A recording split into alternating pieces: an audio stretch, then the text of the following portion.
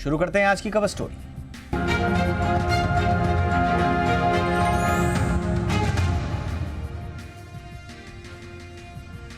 घर खरीदने का राइट टाइम क्या अभी है? रॉयटर्स के एक पोल की माने तो अभी घर खरीदने में चूक गए तो आगे भारी कीमत चुकानी पड़ सकती है, क्योंकि आने वाले समय में महंगाई दर से ज्यादा घरों का रेट और रेंट दोनों बढ़ने वाले हैं। ये इस पोल के नतीजे हैं। मुंबई और दिल्ली जैसे महानगरों पर इसका सबसे ज्यादा असर पड़ेगा। मजबूत मांग और सीमित सप्लाई के बीच असंतुलन ने घरों की कीमतों को आसमान पर पहुंचा दिया है। पहले आप ये रिपोर्ट देखिए, ये जो रॉयटर्स का पोल है इसके जरा डिटेल में जाइए। उसके बाद हम आपके जितने भी सवाल होंगे उन पर राय लेंगे बहुत ही खास मेहमानों के साथ। पहले ये रिपोर्ट देख लीजिए, फटाफट लौट रहा हूं।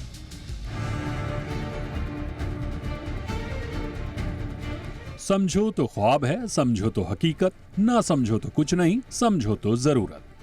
जी हाँ, अगर आप अपने सपनों का घर लेना चाहते हैं तो ये खबर आपके लिए बेहद जरूरी है।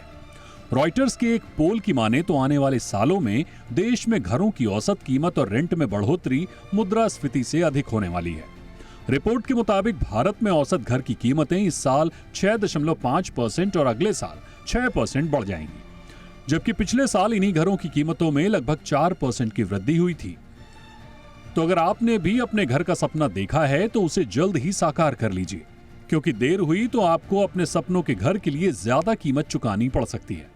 नहीं तो रेंट पर रहने के लिए भी आपको अपनी जेब से ज्यादा पैसे खर्च करने पड़ सकते हैं।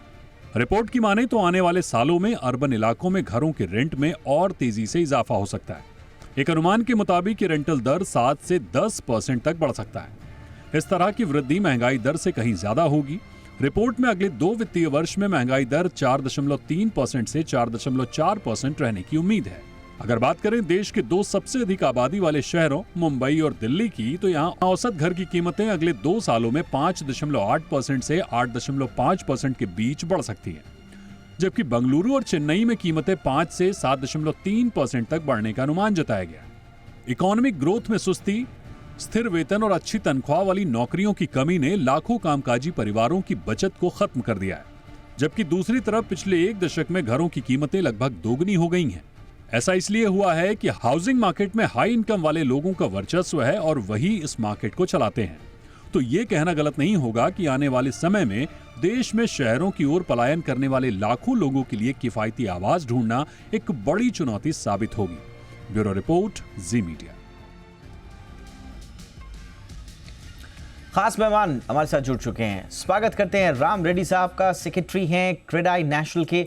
गुड इवनिंग रेड्डी साहब, बहुत बहुत स्वागत है आपका शो पे। और हमारे साथ है गुलाम जिया साहब, एग्जीक्यूटिव डायरेक्टर हैं नाइट फ्रैंक इंडिया के। बहुत बहुत स्वागत है गुलाम जिया साहब आपका भी हमारे शो पे। शुरुआत रेड्डी सर आपसे ही कर रहे हैं।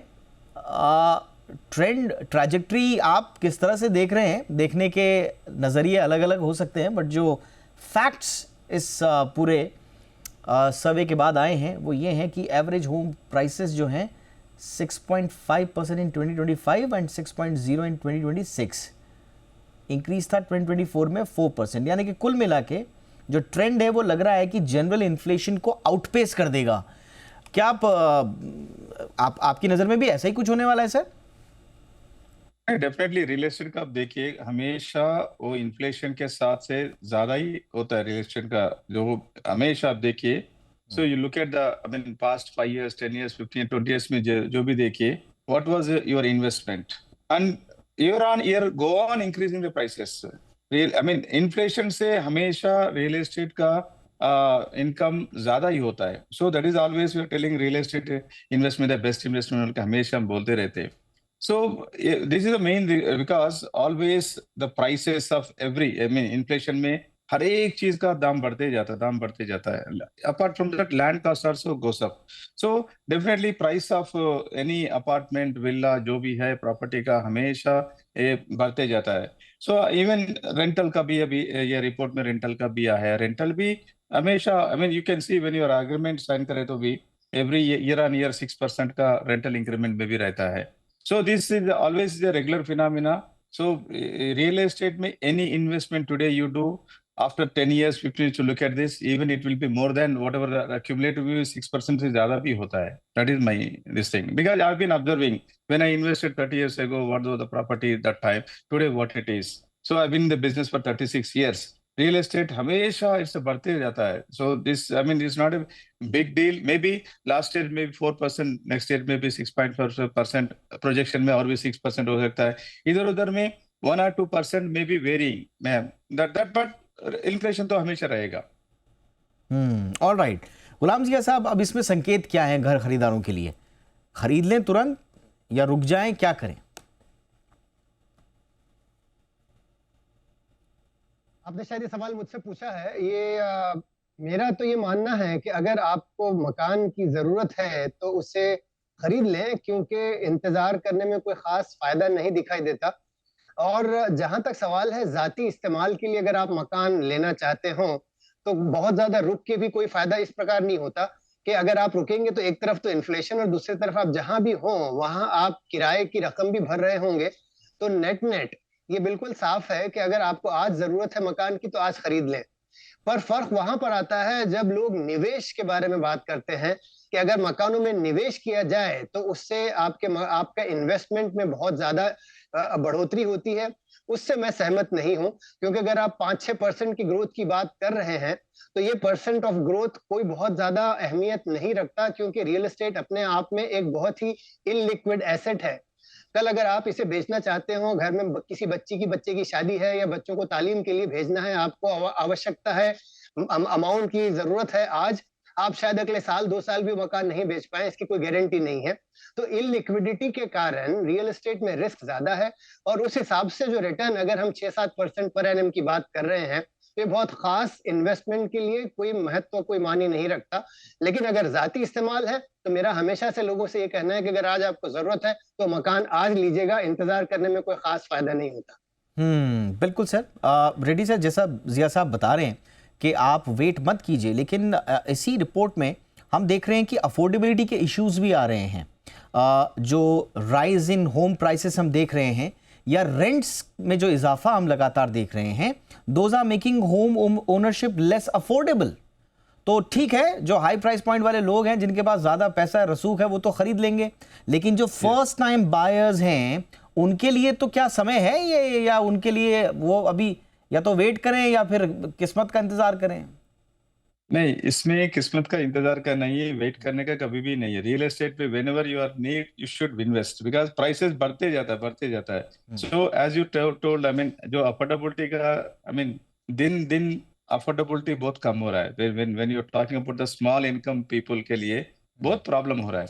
इसके लिए government has to do certain things like, I mean there are huge land bank is there for the government many places. So government also should come forward and allot those lands and make the good homes for them and give them. And even first home buyers का भी इससे पहले credit linked subsidy scheme था CLSS करके, so वो हट गया वो. So I think so such encouragement should be given for the first home buyers. उसमें क्या होता है, थोड़ा मतलब at least some relief will be there for them. उसको इंटरेस्ट में 2.5-3% का सब्सिडी होता है. उससे अभी 2.5 लाख 3 लाख का जो स्मॉल इन्वेस्टमेंट वाला वो भी है. एंड अफोर्डेबल होम का भी वो अभी, I mean now it is only 45 lakh का कैप है. सो उसको भी बढ़ाना पड़ेगा. So because otherwise they have to pay the 5% GST. वो कैप बढ़ाए तो भी उनको GST में भी थोड़ा ये, आई मीन फैसिलिटी सुविधा मिलता है, 1% से हो जाता है. So government also should encourage for affordable housing का जो भी है. इवन जो अफोर्डेबल हाउस बनाता है उसको भी और कुछ फैसिलिटीज देना है, कम सम सब्सिडी देना है. सो उसमें क्या होता है, so encourage builders also will be encourage to build such homes. Otherwise I mean आम आदमी का definitely it's becoming day by day it is becoming difficult. But खरीदना बोले तो I think it should be always it's a right time. Whenever I am telling you know, so because it is the right time to invest. If you are in need you should invest today only. Alright. अब गुलाम जी साहब थोड़ा सा इसमें बताइए कि जो impact on first time home buyers है, अब इसमें सर्वे में तो हमने देखा कि एक तरह का स्प्लिट है कि whether affordability for first time home buyers will improve और worsen in coming years. But problem क्या है कि प्रॉपर्टी मार्केट में भी अफोर्डेबल हाउसिंग में अब दिलचस्पी लोगों की कम हो रही है, वहां से पैसा आ नहीं रहा है. तो ज़्यादातर हाई एंड प्रॉपर्टीज़ में ही जा रहे हैं। थोड़ा सा इस पे हमें अगर आपके पास डेटा हो तो हमें थोड़ा सा बताएं कि फिर हम कौन सी पिक्चर देखें। अफोर्डेबल हाउसिंग में इंडस्ट्री भी खुश नहीं है, डेवलपर्स भी खुश नहीं है, सरकार भी बहुत ज़्यादा कुछ कर नहीं पा रही है, और मतलब आम आदमी के लिए तो इतना ज़्यादा महंगाई हो गई है, सब कुछ तो पैसा तो जा ही रहा है, महंगाई खाई जा रही है, सब कुछ पैसा उसके पास है नहीं। तो फिर अफोर्डेबल सेगमेंट में आगे क्या होगा सर? देखिए, सबसे पहले तो मैं कुछ बातें स्पष्ट करना चाहूंगा। पहली चीज तो ये कहना कि गवर्नमेंट ने अफोर्डेबल हाउसिंग के लिए कुछ नहीं किया, ये कतई गलत है।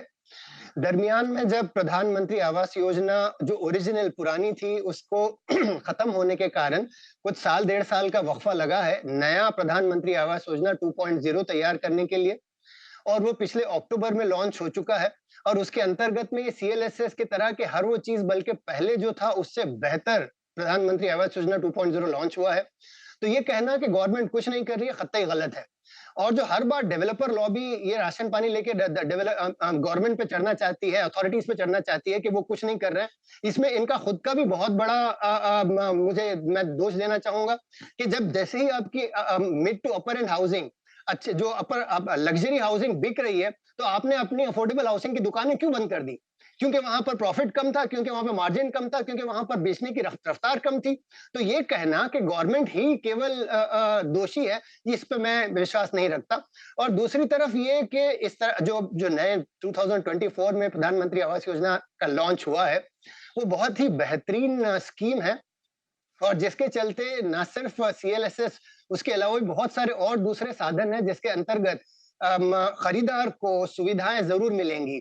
लेकिन मसला जो आगे बढ़ के और जो विकट होता हुआ दिख रहा है वो ये है कि चूंकि डेवलपर्स अफोर्डेबल हाउसिंग नहीं बना रहे हैं, तो आगे चल के और वो दिक्कत मल्टीप्लाई होती दिखाई दे रही है। आज भी अगर अफोर्डेबल हाउसिंग नहीं बिक रहा, उसका कारण ये नहीं है कि लोग खरीदना नहीं चाहते। करेक्ट। लोगों को तो मकानों की आवश्यकता है ही, लेकिन चूंकि सप्लाई नहीं है इसलिए कम हो गया है।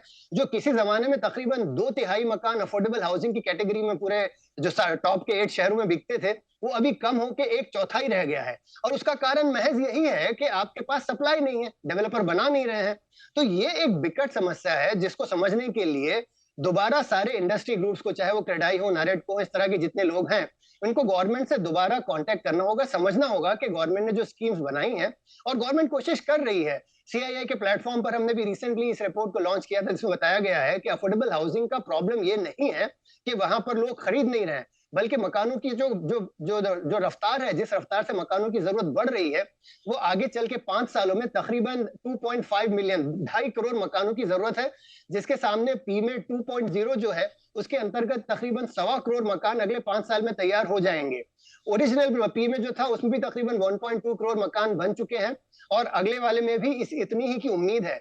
लेकिन जो बाकी गैप है, तकरीबन 1 करोड़ का गैप है, उन 1 करोड़ मकानों को की गैप को ब्रिज करने के लिए प्राइवेट डेवलपर्स को सामने आना आवश्यक है। और कहीं ना कहीं ये इस चीज को सारे इंडस्ट्री प्लेटफॉर्म्स पर गौर करना पड़ेगा कि अफोर्डेबल हाउसिंग को दोबारा कैसे रिवाइव किया जाए। और इस बार गवर्नमेंट के पास के पल्ले में नहीं है, ये इस बार पल्ला इसी तरफ है, बिल्डर्स को गौर करना जरूरी है। मैं थोड़ा सा एक और प्रश्न मैं आपसे गुलाम जी साहब पूछना चाहूंगा, क्योंकि आपने बहुत अच्छा सा डेटा बैक्ड ये बात बोली है कि India is actually facing a shortage of मतलब 10 मिलियन हाउसिंग यूनिट्स। सबसे बड़ी बात यह है कि this is contributing to the affordability crisis sir. अगर आप घर ही नहीं बनाएंगे तो आज की डेट में थोड़ा बहुत अगर किसी की हिम्मत होगी भी अफोर्डेबल हाउसिंग में उतरने की, कल के दिन उसको मिलेगा नहीं, डिमांड सप्लाई का गैप हो जाएगा, सप्लाई होगी नहीं, तो आप तो इन अफोर्डेबल घरों को भी और महंगा कर देंगे। ये स्थिति आने वाली है जिया साहब। बिल्कुल सही कहा आपने, बिल्कुल दुरुस्त फरमाया आपने। एग्जैक्टली यही चीज मैं आगे चल के देख रहा हूं कि अगर प्राइवेट डेवलपर्स की तरफ से अफोर्डेबल हाउसिंग पर ध्यान नहीं दिया गया, इसी प्रकार जैसे अपर एंड की मार्केट में जहां पर मकान बिक रहे हैं सिर्फ वहीं पर गौर किया गया, तो वो वक्त दूर नहीं है कि जब अफोर्डेबल हाउसिंग में जो दाम है वो और बढ़ेंगे। और उन दामों के बढ़ने का कारण ये नहीं होगा कि वहां पर बिक नहीं रहे हैं, बल्कि बिक्री तो बहुत ज्यादा है लेकिन सप्लाई कम है। ये कारण, एक दूसरा ही कारण हमारे सामने आने वाला है और आता हुआ दिखाई दे रहा है ऑलरेडी। ऑलराइट सर, आपको जाना है जिया साहब, तो मैं आपका ज्यादा वक्त नहीं लूंगा। बहुत बहुत शुक्रिया बातचीत करने के लिए। बाकी का कॉन्वर्सेशन में रेड्डी सर के साथ आगे बढ़ाता हूं। सर देख लीजिए आप, जो जिया साहब ने कहा, एक तो राइसिंग कॉस्ट, ऊपर से इनकम जो ग्रोथ है वो आप देख रहे हैं, लोगों के पास पैसा है नहीं, लोगों के इंक्रीमेंट्स होंगे नहीं होंगे, पैसा हाथ में आएगा नहीं आएगा, इन्फ्लेशन किस तरह का रहने वाला है, और ऊपर से अगर डेवलपर्स कोई चॉइस भी नहीं छोड़ेंगे एंट्री लेने के लिए हाउसिंग सेक्टर में लोगों के लिए, अफोर्डेबिलिटी तो आप जी साहब बता रहे हैं कि आप डेवलपर्स मकान ही नहीं बना रहे हैं अफोर्डेबल हाउस, तो हम एंट्री कब कहां से लेंगे? बचे वो हाई एंड मकान तो वो तो अमीरों के लिए सर। तो ऐसा लग रहा है कि आम आदमी की तो सुनवाई कहीं हो ही नहीं रही sir. So, Deepak ji, first of all, when there is a demand, why the developer will not build?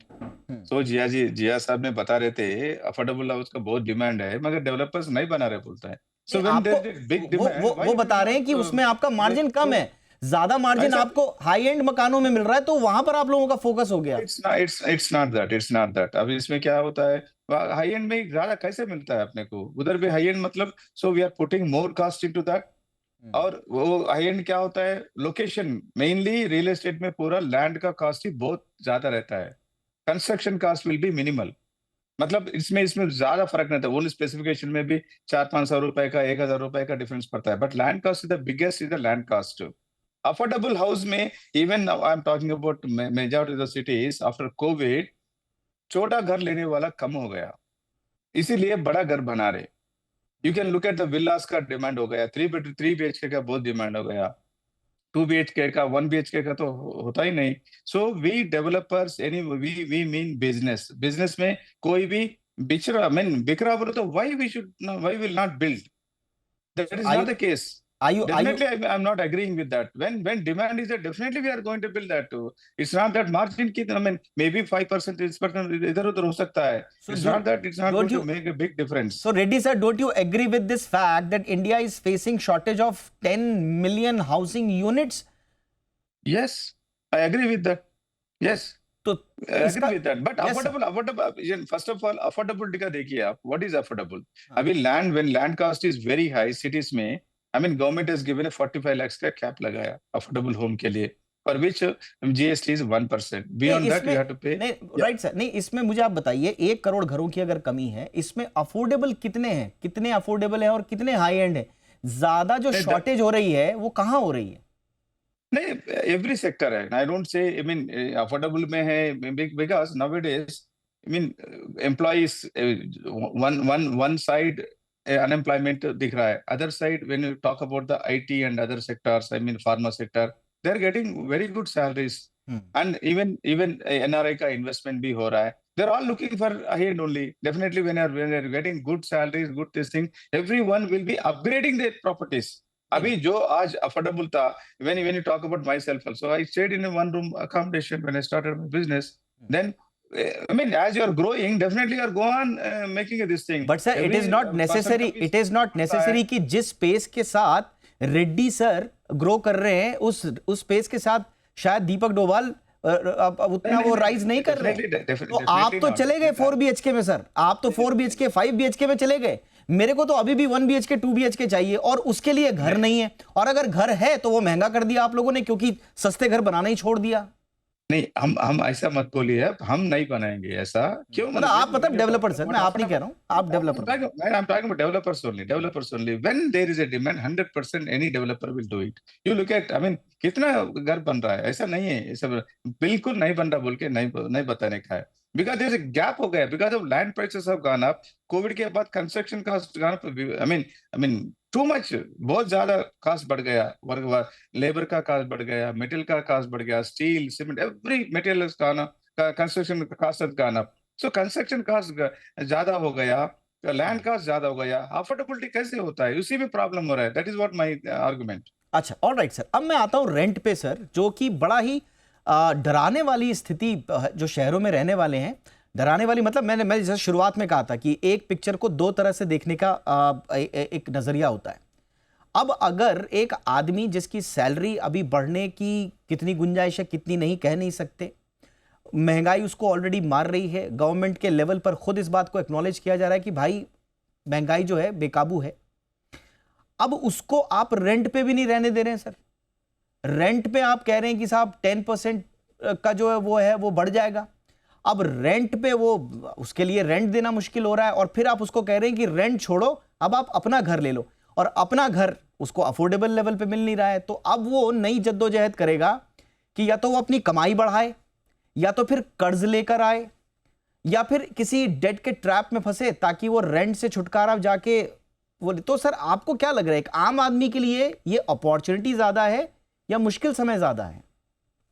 नहीं, फर्स्ट ऑफ ऑल डेवलपर्स हमारा कंट्री में रेंटल के लिए कोई घर नहीं बनाता है, because that doesn't work here, because the investment जितना अपन लगा रहा है वो हिसाब से देखे तो इट, बिकॉज अब अपने पास पूरा रेट ऑफ इंटरेस्ट बहुत है, कंस्ट्रक्शन फाइनेंस के लिए बहुत इंटरेस्ट पे करना पड़ता है। सॉरी टू इंटरप्ट सर, क्योंकि मैंने इसलिए बोला क्योंकि डेवलपर जब अपने ग्राहकों को मकान देने की कोशिश करते हैं तो कहा जाता है कि भाई आरओआई यहां पर बड़ा अच्छा आएगा, यहां पर रेंट जो है बड़ा है। तो रेंट एक इंपॉर्टेंट फैक्टर होता है सर, डेवलपर जब मकान बनाता है और उसको सेल करता है। नहीं, I agree with you, rent का कंट्रोल डेवलपर के पास नहीं रहता, मैं वही बता रहा हूँ, रेंट का कंट्रोल डेवलपर के पास नहीं रहता है। सो लोकेशन के ऊपर डिपेंड होता है। Every year go on increase in cost of construction, cost of inflation तो बहुत बड़ा है ना, that is the biggest factor. अभी देख रहे हैं, आई मीन 4% अभी है, उससे पहले थोड़ा कम था, तो इसमें this is making a difference.